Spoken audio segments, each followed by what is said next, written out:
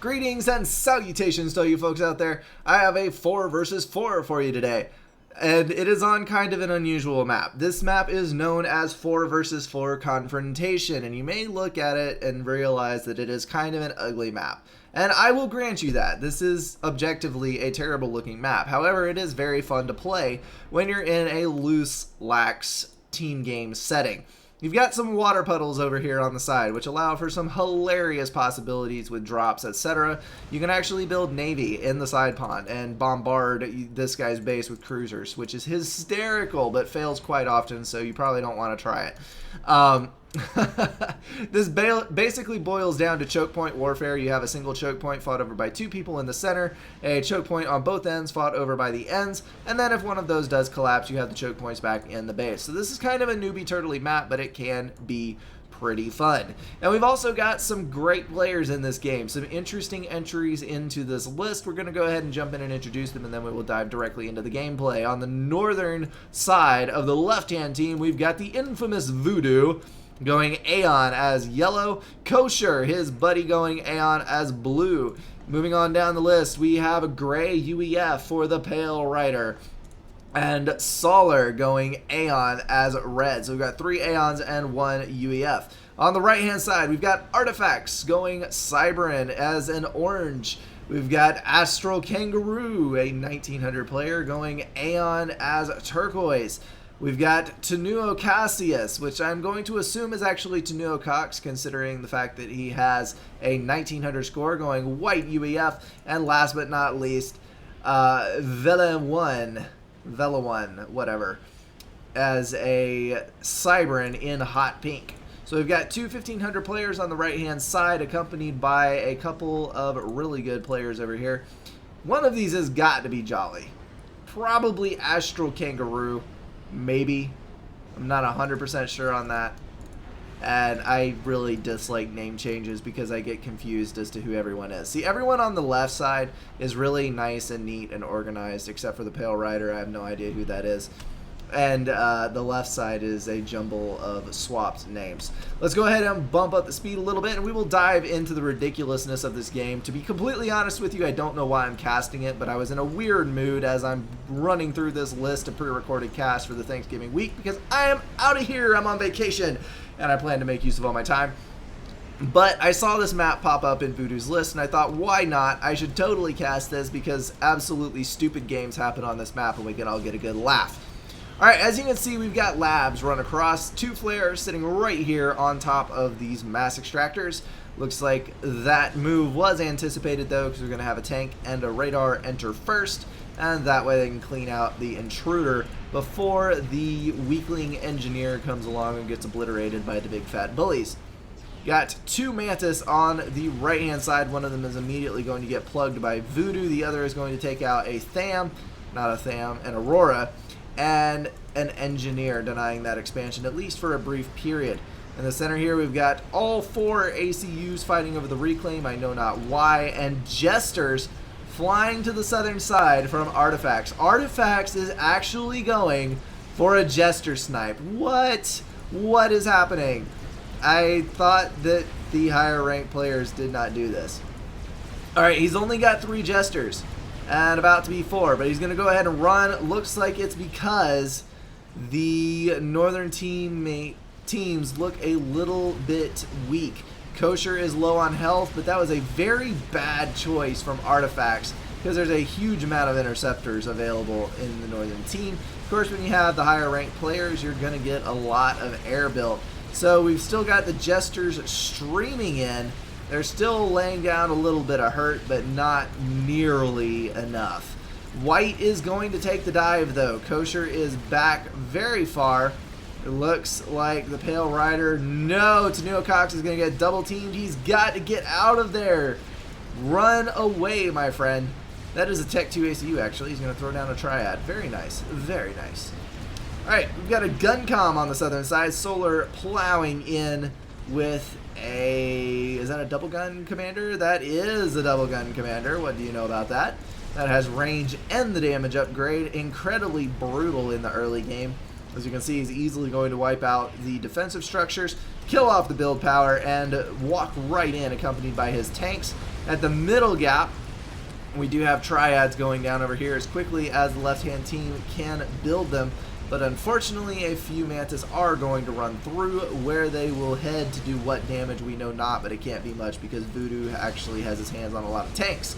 Looks like those are going to immediately try to bypass the build power and run directly into Voodoo's base. He's going to head them off with his ACU, bringing out the big guns to bear on these Mantis and hopefully stall the advance, and that is going to work quite well. Alright, looks like we've got a little bit of a settle down, a lull in the action, so to speak. Astral Kangaroo has pulled some flak to the front and is currently leading the pack with a whopping 51 mass income. Tanuocox had 61 a second ago. He is probably, yes, he is pulling an upgrade.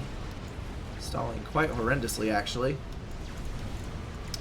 And that is why his mass dipped. He's actually pulling 63, which is the highest of any of the guys, but due to the power stall, is pulling in less. We've got Tech 2 gunships online for Solar. He has decided that Tech 2 Air is the future and therefore the way to go. He's going to pull in for a little bit of harassment over there, but was denied by interceptors. Those interceptors are quickly going to be shot down by the combined air force of the left-hand team. Got interceptors and swift winds. Hopefully those gunships can be put to good use quite soon. You don't want to see those sitting on the sideline. That's a whole lot of S's and not go to good use because those things are rather expensive in the Tech 2 air game, so you want to get your maximum mass potential out of them. I would be running up here and killing off all these mass extractors, snag this radar, and then possibly move on to brighter and greener pastures. But if he wants to lead them on a patrol order, that is totally up to him. He is his own player and has control of his own units.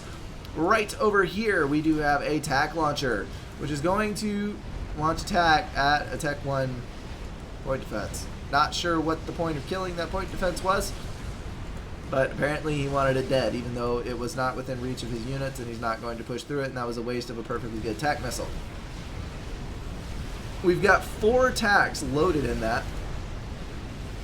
Unfortunately, it looks like we do have TAC missile defense on a lot of the mass extractors. It's not going to help these in the back here, though, because the Cybern TAC is going to go over the top and probably still hit the mass extractor. Alright, point defense going down was actually a good thing.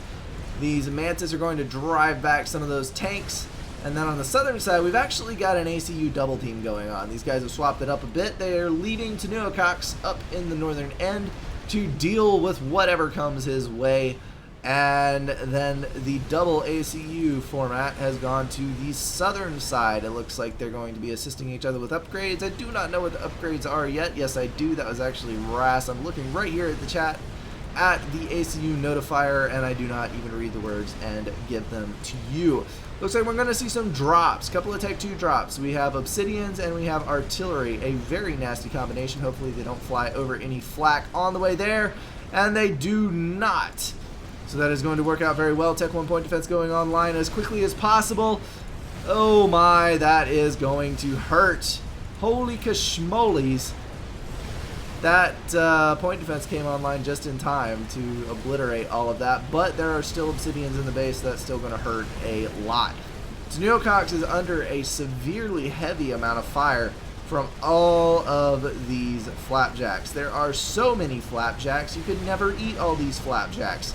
But they are bombarding his base ever so brutally. Throwing up TAC defense is not going to help you because mobile missile launchers outpace TMD mass for mass. Alright, it looks like we are planning a Galactic Colossus rush down here. Getting the resource allocation upgrades, slapping T3 on an ACU, and building a Tech 4 as quickly as possible. At this moment, there is nothing on the northern team that can deny a Galactic Colossus unless they Mercy it to death, because they are building a lot of air. So Mercies is actually a problem, but all you have to do is build a few mobile flak and you're perfectly safe, so it's okay. Alright. On the northern side, we do have a few hoplites, the infamous range bots of the Cyberns, and they are being microed excellently by Vettel 1, who is wiping out tremendous hordes of Tech 1 units with them. Very nicely done, my good sir. That is an excellent use of units. So we've got more units headed for Tnuocox, although there are gunships in place to deal with those, and we are going to see a Clink Hammer come online. Thankfully, that will be able to deny any further groups of mobile missile launchers. And those hoplites have successfully bypassed the defenses of Voodoo. They're going to calmly rush their way southwards, obliterating any mechs in their path. Okie dokie. What do we got here? Galactic Colossus in the back, actually. Why is there a Galactic Colossus in the rear? You definitely do not want a Galactic Colossus in your rear. That might be a very hurty place to put it. It is rather large after all. And the naming mod confuses me once again because, of course, when you have the naming mod on and you zoom in, you lose all the units in a seething mass of green from which there is no return, and you're just kind of sitting here with your brain melting because your brain wants to recognize every individual word, but there's simply so many of them that it kind of just melts into a puddle, crawls into the corner, and wants to be left alone for the rest of its miserable existence. Got a lot of Swift Winds online for both teams.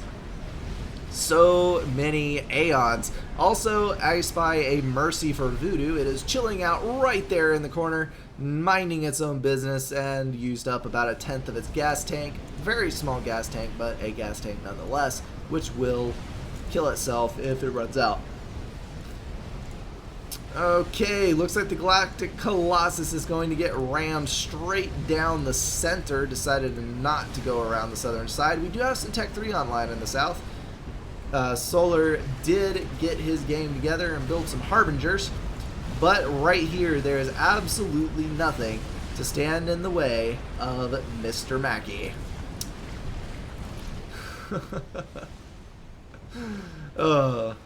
Resistance is bad, okay? I'm just gonna walk through here. I'm gonna take, oh, holy frame rate loss. Ah! No! Stop. Alright. Good. There we go. Alright. Fighting over air control so that one team or the other can deal with this Galactic Colossus. We've got Mercies already coming in, but unfortunately that Galactic Colossus has a lot of health on it, and it is actually on its way to a vet as we speak. It did kill a substantial amount of units, but unfortunately when you continue taking Mercies to the face, your Galactic Colossus will eventually die. This could potentially be a problem. I'm going to leave the speed down because apparently... Oh, I know what it is. I have a video compile running in the background. That is why my CPU is choking off. Alright. Going to kill off that Tech 3 Air Factory, hopefully deal with the pesky Mercy problem once and for all. But no, he's going to leave it. You need to snag that before you go anywhere because you're getting Mercies in the back all the freaking time. Why are you not doing this? And it looks like the Galactic Colossus is going to tromp its way up into the northern side of things. Oh, please don't tell me that the single Galactic Colossus actually wins the game, because that would be incredibly depressing. I'm going to run up here, zap a couple Harbingers, gain a vet. Voodoo's going to kill off most of his Tech 1 units to try to prevent further veterancy on that GC, but unfortunately that is a lost cause because the problem is already inside your base. Although, looks like the combined force of the Harpies and gunships is actually doing a pretty good job of whittling down this Galactic Colossus. That and the inordinate amount of Mercies that have been delivered in this direction. Mr. Mackey is... it's raging Mr. Mackey now. He needs a veterancy. And Voodoo has been toasted. He was spotted by that Galactic Colossus and immediately dispatched. Mr. Mackey is down. Repeat, Mr. Mackey is down. Nukes to the face are bad, okay? And, that's still depressing to watch, though, because there's a Monkey Lord online, and the left side team just lost one of their strong players. Voodoo is out of the game. The ultimate Firebase breaking tool has arrived, though. Pale Rider turning out a Fat Boy versus Tnuocox base that is going to immediately begin firing into this ever so vital hill. You know that hill has a lot of HP, but you got to get rid of it before you can hit the base behind, or you can actually go around it. That works too. The cliff is, after all, the next generation of wall that is apparently indestructible. Fat Boy is going to calmly chill out at the edge of its firing range and take out both of those clink hammers, which are basically the only threat to its existence. And then it was probably going to continue on into the fire base and do all kinds of nasty things to the center. However, on the northern side, we have a little problem. There is a Monkey Lord incoming, which the northern team could see if it moved its air units, and there it finally did. They have a Monkey Lord to deal with, which is kind of a problem. There's a lot of Harbingers on the southern side here. I don't think enough Harbies to kill the Monkey Lord, but definitely enough to vet it. Looks like the engineers just got dropped to reclaim, and they're going to get cleaned up by this Monkey Lord. Oh, why can we not have a few moments of peace to reclaim? But there are a huge number of Tech 2 gunships, a Tech 3 anti-air unit. The mobile anti-air is going to come in, but unfortunately there's just going to be too many gunships. The Monkey Lord is gradually losing its health. Going to take a mercy to the dome and clean up all of those reclaiming engineers. So reclaim denied, still getting beat up on by all of those freaking gunships. Mercy coming down, going to get down to 5,000 health. Question is, will the veterancy arrive? Yes, it does, but it's not going to be enough health to survive for long. That SAM right there, that the mobile anti-air has done work. That thing has kept that Monkey Lord alive for a ridiculously good amount of time. Monkey Lord is going to clean up some more engineers in order to gather some veterancy up. We do have another GC on the way from the southern side of the right-hand team, rather. And that Monkey Lord is going to use the veterancy to survive long enough to kill off most of the build power and that Galactic Colossus before immediately taking some Percy shots to the face and collapsing in agony, because everyone hates Percivals and none more than the Monkey Lord. And here's a nuke. Solar's going to climb in the transport and not make it. Well, crap. Solar has been defeated. Kosher has been defeated. And it looks like all that's left is the Pale Rider and his handy-dandy strap bombers. What is there to do other than die? I can honestly say I was not expecting this at all. I was expecting the left-hand side to win easily, but it appears that the lower ranked players are better at turtling. Surprise, surprise. I say that tongue-in-cheek. There was actually a lot less turtling than I thought there would be on this kind of map. Alright, Fat Boy trying desperately to defend the base against the Galactic Colossus, which is casually strolling side to side as it evades fire. We've got another Fat Boy coming in for Tenuocox that is going to kill the first Fat Boy if they're not careful. And going to clean up some Percivals and other things along the way, gaining a veterancy and continuing to walk in strange little patterns, trying to avoid taking any unnecessary fire from the Fat Boy. However, I don't think it matters how good your micro is, you're still going to lose this one, bud. There is no reason to try to prolong the agony, but prolong the agony he shall. Alright, got another Fat Boy coming online. Unfortunately, 2 Fat Boys is no better than 1 when you have a GC in your base point blank. GC is going to kill 1. Then the other, and then the ACU, I would guess. Right there it goes. Nope. I'm going to kill something else. Gain a veterancy. Pale Rider might actually be able to overcharge this thing. Excuse me. Will he? Will he? Looks like Napalm is going to move off to kill off some other portions of the base. He's been pinged that there is an ACU there. He's going to begin back southward. And not going to continue to get in range of the ACU. Ah, yes he is. Galactic Colossus's range is much further than I thought it was. And kaboom! That is game. Right hand side wins. Excellent teamwork from the right hand side. Some interesting little moves there that I was not exactly expecting. A fun game to watch. Hopefully you enjoyed it too. Alright, that is my random game for the day. I won't pull another one on this map for quite some time, if ever, unless somebody plays just a phenomenal game on it. So there's your introduction to an old, new map of the week. Alrighty guys, that's going to wrap it up for me. I will see you in the next one.